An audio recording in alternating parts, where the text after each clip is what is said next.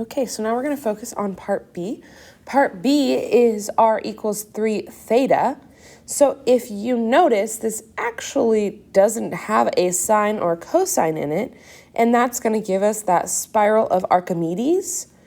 And that's because it's in the setup of r equals a theta plus b, but it's even more basic because there is no b. So if you look at it, we will want to see what it's going to give us symmetrically. We will want to go ahead and take and replace our r and theta with negative r and negative theta to see where it's at symmetrically, because this just doesn't give us logically sine, cosine, things like that to focus on. So if you are ever uncertain, go ahead and plug that in. So we will get negative r equals 3 times negative theta, which the negatives cancel, and we just get r equals 3 theta, which means it's going to be symmetric with respect to that pi over 2 line.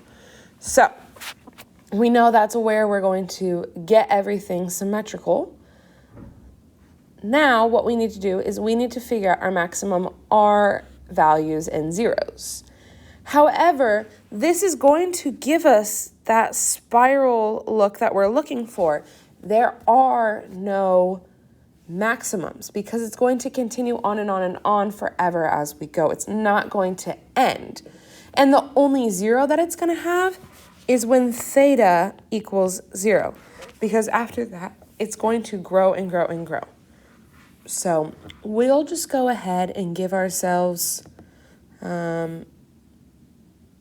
let's say, because it's not going to give us much if we just go from 0 to pi or anything like that. If we just go ahead and we'll do 0 to 2 pi and then kind of take it out a little bit more to 3 pi and 4 pi to give us kind of that graph to give us a look.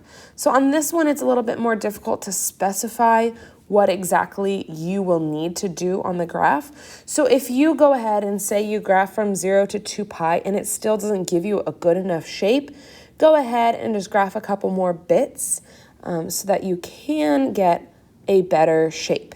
This one for sure you will want to scale, and you will see scaling because we will get to the part in the table, and let me fix that line, because you will see that it is going to give us some large numbers.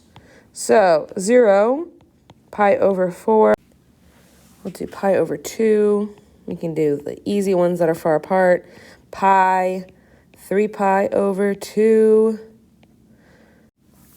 2 pi, then we'll just add a 3 pi and a 4 pi on there. If you notice, as our theta was getting bigger, I'm just going to be spreading it out a little bit more. We did pi over 4, pi over 2, and then we kind of increased it because we are going to get that spiral that's increasing.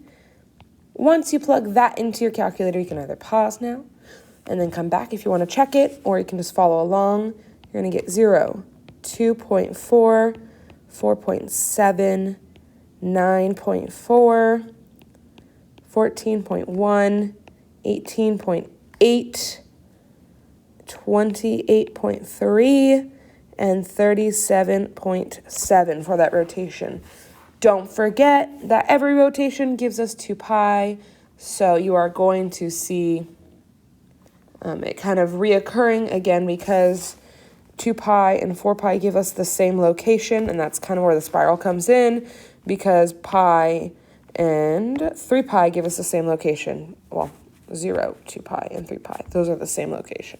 So take a second, graph this. If you're confused on the shape, once you graph the points, connect them as they are going in increasing order, and you will see a spiral. Pause your video while you graph it, because I'm going to go ahead and graph mine, and then you can check yours versus mine. Okay, so here are the points, and I'm going to go ahead and just a yellow, kind of take that shape around. If you follow, you'll see here it goes, and then it's increasing. Obviously, if you did more points between them, you would get a more accurate circle or a spiral. In this case, I'm actually going to go back and make this a little prettier. So if you guys pause and then unpause, I'll have that image there for you.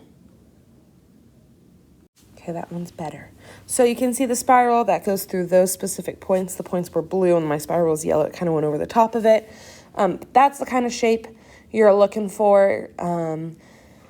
Yes, these are a little bit more confusing, but you know the trig stuff. All else fails, grab your points, plug them in. But there are a couple different pieces that you can connect back to.